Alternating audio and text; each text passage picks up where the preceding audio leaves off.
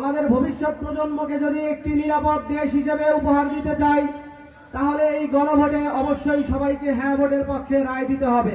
বিগত সময়ে এই গণভোটের যাতে জয়যুক্ত না হতে পারে, তার জন্য তারা বিগত সময়ে না ভোটের ক্যাম্পেইন করেছিলেন।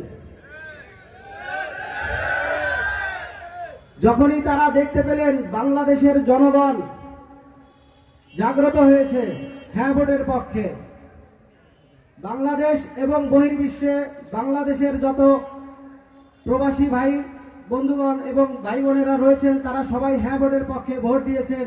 তারপর থেকে তাদের মাথা ঘুরে গেছে। এখন যদি তারা হ্যাঁ ভোটে রায় না দেয় বা হ্যাঁ ভোটের পক্ষে না আসে, তাহলে আগামীতে তাদের মুখে চুনকালি পড়বে।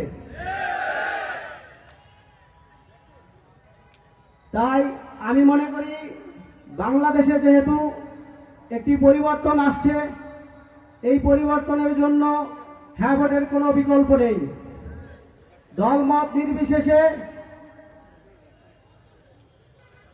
ধর্ম এবং সকল ধর্মের ঊর্ধ্বে বাঙালি জাতির ভবিষ্যতের জন্য সবাইকে হ্যাঁ ভোটের পক্ষে রায় দিতে হবে। যদি আমরা মুক্তি চাই, আগামীতে এই বাংলাদেশকে যদি আমাদের ভবিষ্যৎ প্রজন্মকে যদি একটি নিরাপদ দেশ হিসেবে উপহার দিতে চাই, তাহলে এই গণভোটে অবশ্যই সবাইকে হ্যাঁ ভোটের পক্ষে রায় দিতে হবে।